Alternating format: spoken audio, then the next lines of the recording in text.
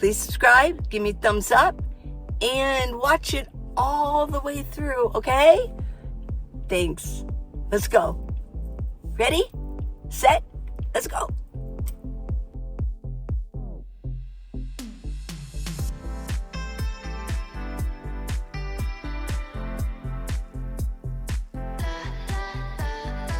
This is from Bonatech. I am 67 and retired. I want to do van life, but now I am afraid of being a solo female. Well, you should be concerned. Sometimes fear is a good thing. We shouldn't always be just haphazardly doing things without thinking them out. We have to think things through. Now, if you're going to do van life and you're going to pick a city, a medium-sized town.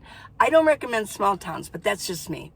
But small towns, everybody knows everybody, and it's hard to be stealthy in a real small town. But in a medium-sized town, you're going to be fine. You don't have to be afraid. You're going to be in a city with people.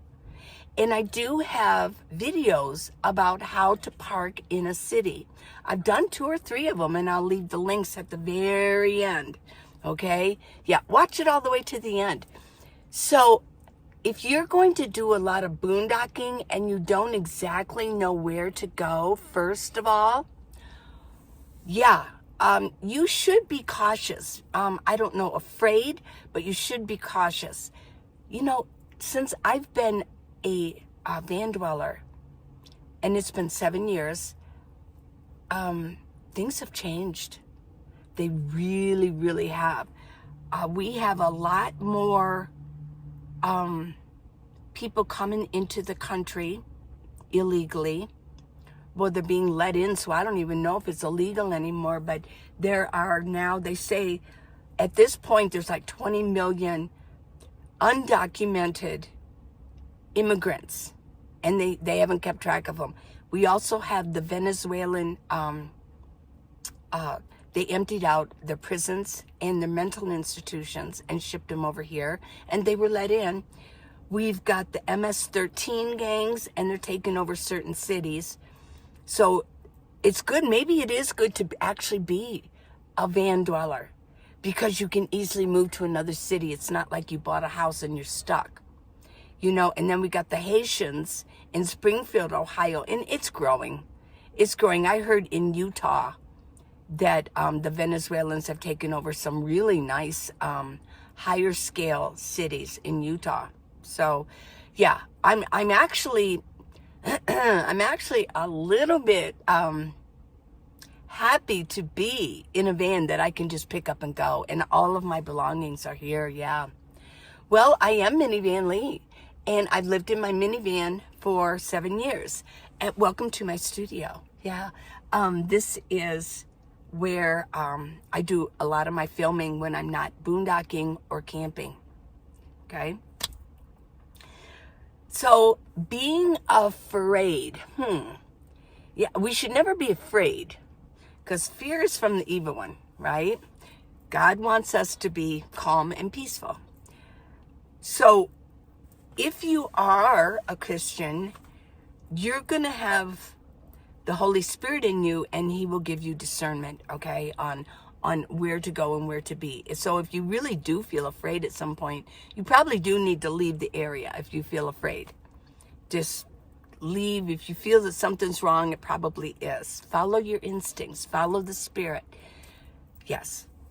So, but if you're out boondocking, you want to be doing it where there is at least some people around. I would not go out into the wild all by yourself as a solo female. I wouldn't do that anymore. Things, like I said, things have changed. And you also have a lot more people out here who were forced out of their homes, young and old. And just because they're a nomad doesn't mean that they're all like wonderful. Yeah, it doesn't mean like they don't have bad intentions in their hearts, right? I've met, when I first, I'll tell you, when I first became a nomad, I had this fantasy that well, if you're a nomad, you're of a special species, a great personality. I have thus found that's not true at all. I've met some really nasty nomads out here that have evil intentions, in their hearts, or they don't want to do the right thing. Like they'll have a great big dog, like a pit bull, running loose and just willy-nilly around. I've been chased by some dogs, even out in Quartzsite. And you get a weird sense sometimes about people. You've got some real slobs out here. I mean, they're just dirty. And if they lived in a house, they would be filthy too. Their house would be crap. It would be filthy. Yeah. They don't live a good, clean, godly life. So you're going to find that I would not go out and boondock all by yourself. Camping's not so bad because you actually have a camp host. If it's a regular campsite, you have a camp host. You've got other campers around that are paying for it. It's no guarantee, but you're going to have a better percentage chance of meeting some really nice people, okay? And so here's what I'm going to recommend for you. Get to Quartzsite. If you want to do this, maybe you didn't say how prepared you were, but let's say that you think, well, yeah, I'm going to take Lee's advice and I'm going to go to Quartzsite. Now, I can't go this year, but I'll have another year to prepare for it and come to Quartzsite. You're going to meet people. I promise you will. You'll meet people. And then you can start networking with them. Well, where do you go? Well, where do you boondock? Where do you go in the summer? Where's a real good place? And they may just take you under their wings and you can go and boondock with them. Now, you also have the Hawa caravans, and they'll be starting up pretty soon, if not already. They'll be starting up, and you can join a caravan. Just go on Hawa.org, I think, or something like that, yeah. And, go to the RTR and go sign up, and you'll get all the information you need at the RTR. Now, that's put on by Bob Wells, Cheap RV Living. We know, you know who he is, like the grandfather of, he's the one that made it famous and mainstream, the nomad life. But I will tell you that actually I'm second generation nomad, whereas Bob Wells isn't. My parents did. They used to go to Quartzsite way back in the 70s, late 70s. No, I would say early 80s. They were in Quartzsite. They had a fifth wheel and they went there. And they did it full time for years. They sold the house. They sold everything. And they went on the road and they had a real group of people. I don't know. Did they actually join like an escapees group or something? I'm not really sure. I was raising my children at that time and I was paying attention about half. Yeah. But yeah, no, I'm second generation nomad. But the RTR is put on by Bob Wells and Hawa, okay? Go there. I don't go to the RTR anymore. It's just, yeah. Well, last year I didn't even go to Quartzsite. Oh my gosh. Yeah. I was kind of healing and I didn't want to go. I didn't want to be around anybody. And so I just hung out in Tucson the whole winter. It was wonderful. Yeah. So, yeah, that's what I would do. If you really want to do it, there's no reason to be afraid. But I think it's good to be cautious and aware of your surroundings at all times. And I would have weapons. I would actually get yourself, I would recommend getting yourself a firearm and taking classes. Get a concealed carry, get to the range and practice and take some classes. And because you don't ever want really, you just, it's good to have it. That's up to you if you get one, but I do recommend it. Also have some bear spray. Yeah. And have some weapons around. Yeah. Make sure you have your phone. There's all kinds of cautions. I also have a couple of videos about safety for females. So there you go. That's my advice. Okay. The ports strike. Well, it's on. It's on, baby. Yeah, it is. I went and I finally got, I was a little bit over on 1,000 miles. I think it was, I like to do every 5,000 miles, get my oil changed, but I went kind of like 6,000. But I did get it changed because I wasn't sure the oil, is the strike going to affect oil? Is it going to raise the prices? Well, I asked him about it, and he said, no, the oil kind of comes from the United States. So, but anything that is going to be imported, and they did mention a lot of fruits and vegetables are going to be rotting in the containers stuck at the ports. So there will be some prices going up, coming up. Just prepare for it. Just, yeah. If you know that there are things that you really use on a regular basis, go to the store and stock up on them just in case. Because you know what? When some prices go up, you know they're all going to go up. Everybody's going to jump on the bagwagon and go, well, prices are going up. I guess I'll put my prices up and get a jump start on it so I can really make some better profits. The people, I read this, the people who wait when there's a new thing coming up, like maybe minimum wage goes up, they say the ones who wait to put up their prices, they really can't catch up. But the ones who do it, yeah, it's all a big game. It's an economic game, right? So I would go ahead and get what you need, get to the store. But yeah, it's on, baby. Yeah. Here's one I've been holding on to from LJ Low. Oh, yeah. It's a weird name. Okay. Sorry if I mispronounced it. Hi, Lee. Question and an apology up front. It's potty talk. What do you use to store your poop until you can take it to a trash can for disposal? I've seen very few people talk about this in between time. Any advice you would be great. Okay, let me say this about that. Why not talk about it? I'm in the city. Yeah, I'm a city girl.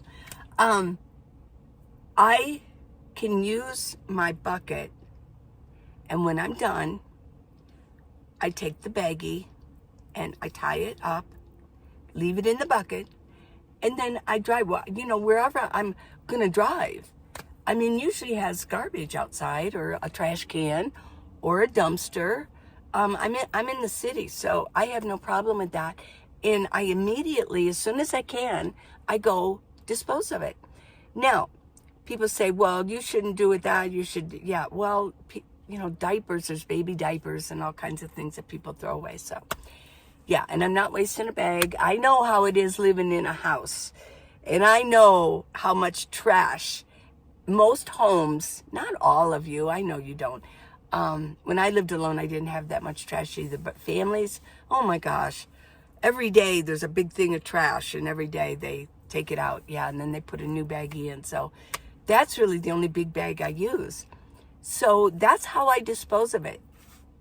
I don't want to cart it around. I want to get rid of it as soon as possible. Somebody asked me if I use like horse pellets or kitty litter or something like that. No, I've never used anything like that. It's just an extra thing to buy for me. If you use it and you like it, there you go. But for me, I've never used it. Like I said, it's an extra thing to carry. It's an extra thing to buy. And because I'm mostly in the cities, I throw it away right away anyway. So I don't need to absorb anything or keep the odor down or things like that. Now, when I'm out boondocking, let's say I'm going to Quartzsite, what I will do just for this trip coming up this winter is I will go to Home Depot or Lowe's, and I will buy a 5-gallon white bucket with a gamma lid. That way no odor can escape. And what I do is when I have my poop, I put it, after I use my bucket, I put it, tie the baggie up, put it in there, put the gamma lid in or on, yeah. And then, walk away and wait for the refuge station to open up. And it's open from Sunday till Wednesday, I think, yeah. So there you go. That's what I do, yeah. Let's see, what else? Now, if you're going to boondock all the time, that might be a good idea to actually have the kitty litter or whatever, that horse pellets or pellets that you use. And that might be a good idea, because if you have a bucket, or you don't want flies, because you're not going to be able to run. So if you're out boondocking, there's not going to be any trash bins or dumpsters close by, okay? So, yeah, that might be a good thing to have. I've just really never needed it. And when I'm out boondocking, I don't boondock that long. Maybe a couple days at a time, and that's about it, okay? Alrighty, well, I won't go too much further with this. Wanted to get some questions answered. I love your questions. If you want to ask me a question, there you go in comments. Ask me. And it doesn't matter what it is. If I really don't want to answer it, I probably wouldn't if it's too personal. But sometimes they're a little personal, but that's okay. I don't hold it against anybody. I just say, it's okay. I don't think I'll answer it. But there you go. I love your questions, okay? So please subscribe and give me a thumbs up, okay? And the book, How to Live in a Minivan, The Minivan Lee Way. And I've got minivanlee.com. If you want to support me, go to minivanlee.com, click on gifts, and $5 is just fine. If you want to support me, if you like me a lot, okay? Alrighty, so I will see you tomorrow, okay? Thanks for watching all the way through, and thanks for spending a little bit of time with me, okay? Bye now.